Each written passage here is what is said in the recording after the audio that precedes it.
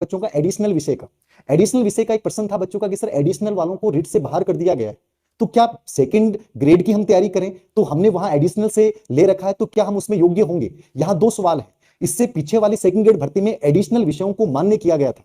क्या किया गया था? मान्य किया गया था, वैलिड किया गया था लास्ट सेकंड ग्रेड में। लेकिन रिट में यह प्रकरण कोर्ट में गया और कोर्ट के माध्यम से यह फैसला इस प्रकार से इस बार किया गया है कि एडिशनल विषयों को जो है वो ये मान्य नहीं कर रहे हैं। ठीक है, तो ये एक विचाराधीन मुद्दा हो गया। तो मेरा निवेदन आपसे रहेगा कि यदि आप बी सेकंड ग्रेड की तैयारी कर रहे हैं तो आप एडिशनल वाला पंगा अपने दिमाग में मत रखिए कि यदि आप उस सब्जेक्ट के योग्य हैं तो उसकी तैयारी पहले कीजिए। कहीं मन में ये कंफ्यूजन पैदा हो जाएगा फिर कि सर आप क्या करें। ठीक है, एडिशनल वालों को तो इन्होंने बाहर कर दिया, तो एडिशनल बिंदु जो है फिलहाल नेग्लेक्ट कर दिया गया है, अस्वीकार कर दिया गया है। तो मेरी राय यही है कि आपने जिस विषय से ओरिजिनली किया है उसी पे आप ध्यान दें। सर एग्जाम 14 मई 15 मई को, कोई नहीं जानता इस सवालों के जवाब। हम रेट 2 साल तक चलती रही कि इस वर्ष आपने सबको पता है, ये कोई नहीं जानता है क्या संभावनाएं होती हैं, कोरोना ओमिक्रॉन किस रूप में बढ़ता है या किस रूप में कंट्रोल कर लिया जाता है। इन सवालों के जवाब कोई नहीं जानता। मेरा कर्तव्य क्या है? मैं किताबें उठाऊं उनको पढ़ूं, उससे बेटर कोई तरीका नहीं होता पढ़ने का। मुझे तो मेहनत करनी है।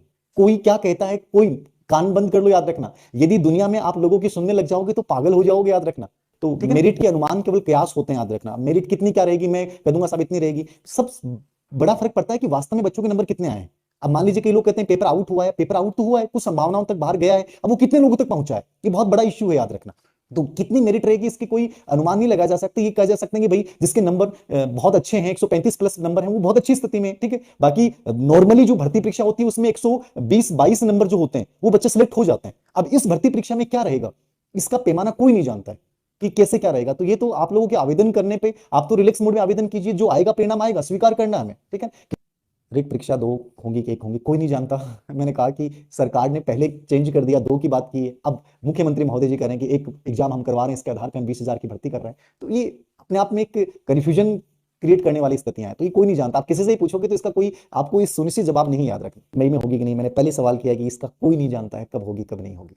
इसको कोई नहीं बता सकता कि सब कब होगी। मैंने कहा कि मुख्यमंत्री महोदय जी के दोनों बयान देखना कि पहले 14-15 मई का बोला है और कल का स्टेटमेंट है कि इस वर्ष हम करवा देंगे। अब इस वर्ष का मतलब क्या है कि मई है या कुछ और है। ठीक है, तो ये कंफ्यूजन क्रिएट कर रहा है।